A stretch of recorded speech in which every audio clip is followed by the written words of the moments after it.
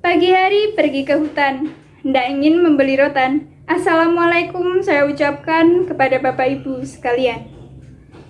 Dewan juri yang terhormat, izinkan kami memperkenalkan diri.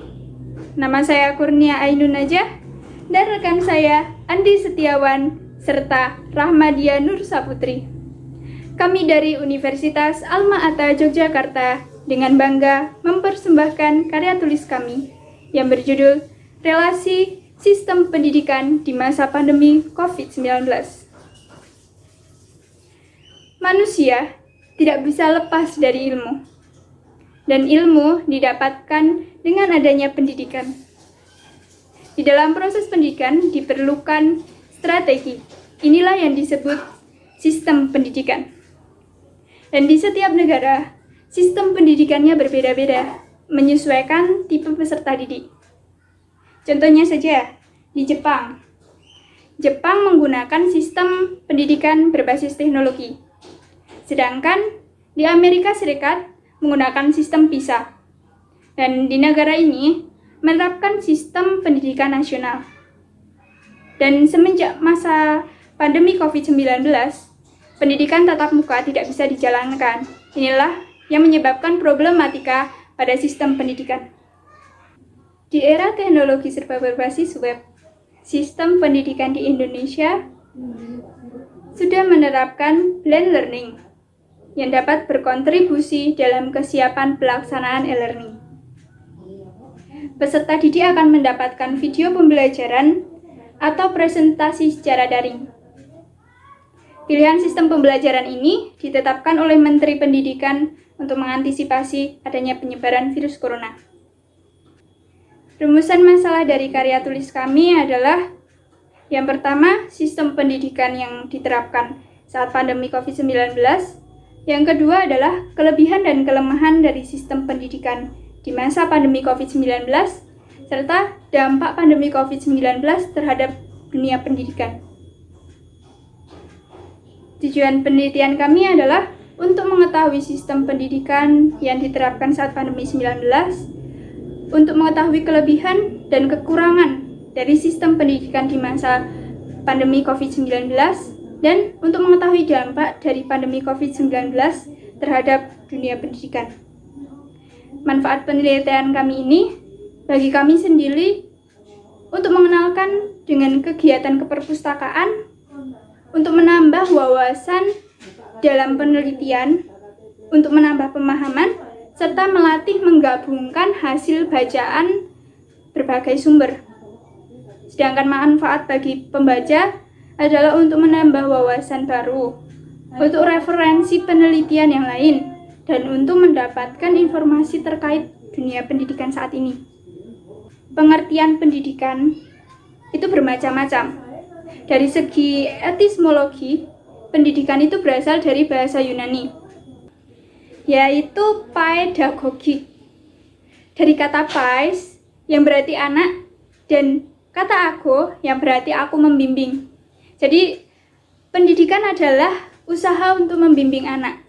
Jika menurut Kamus Besar Bahasa Indonesia, diartikan sebagai proses pengetahuan, sikap dan tata laku seseorang atau sekelompok orang dalam usaha mendewasakan manusia melalui upaya pengajaran dan penelitian.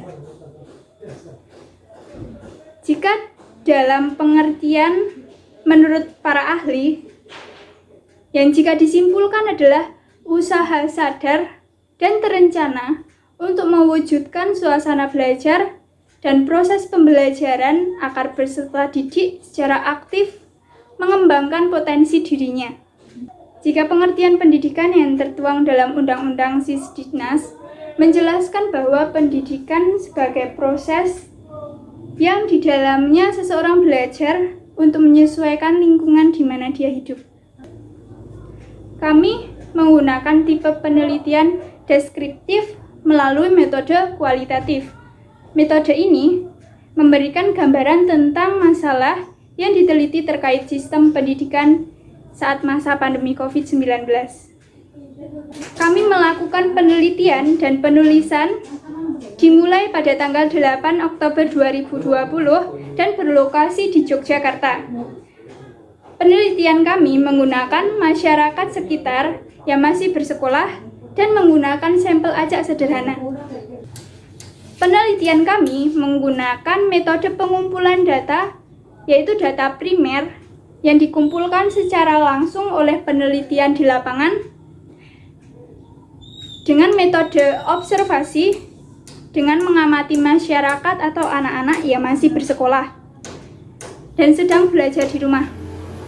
Dan kami juga melakukan wawancara kepada masyarakat atau anak-anak yang masih bersekolah menggunakan sistem daring. Dan tak lupa kami mendokumentasikannya. Kami juga melakukan metode pengumpulan data dengan metode sekunder berupa studi perpustakaan yang berasal dari Kamus Besar Bahasa Indonesia. Setelah data terkumpul, tahap selanjutnya adalah mengelola data tersebut. Dan yang kami gunakan adalah dengan mengumpulkan data, lalu editing data, dan yang terakhir adalah interpretasi data.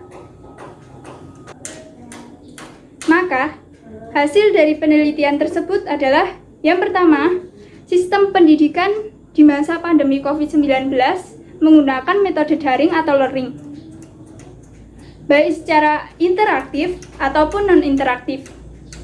Dan tenaga pengajar atau guru diharuskan memberi pengajaran atau pendidikan tentang kecakapan hidup, dan pembelajaran di rumah diharuskan disesuaikan dengan minat dan kondisi masing-masing anak. Dan tugas-tugasnya diberikan kepada siswa, tidak harus dinilai seperti biasanya di sekolah. Adapun kelebihan dan kelemahan sistem pendidikan di masa pandemi COVID-19 ini adalah kelebihannya dapat diakses dengan mudah dan biaya lebih terjangkau, waktu belajar lebih fleksibel, serta wawasan yang luas. Sedangkan kelemahannya adalah keterbatasan akses internet, berkurangnya interaksi dengan pengajar, serta tingkat pemahaman materi pembelajaran yang berbeda-beda, serta minim pengawasan dalam pembelajarannya. Dampak pandemi COVID-19 terhadap pendidikan adalah keterlambatannya dalam melakukan pembelajaran. Jadi, kesimpulan yang kami dapat adalah adanya pandemi COVID-19 ini membuat segala aspek kehidupan terhenti dan terkendala, termasuk dalam aspek pendidikan, yang memaksa masyarakat bermigrasi dari sistem manual ke arah sistem digital. Banyak sekali kendala di saat pelaksanaan pembelajaran daring, seperti akses internet yang susah, ketidakpahaman mengenai teknologi, dan tingkat pemahaman yang berbeda-beda. Jadi seperti itulah kesimpulan dari isi karya tulis kami. Soto babat, sate rusa, hari senja merah merona.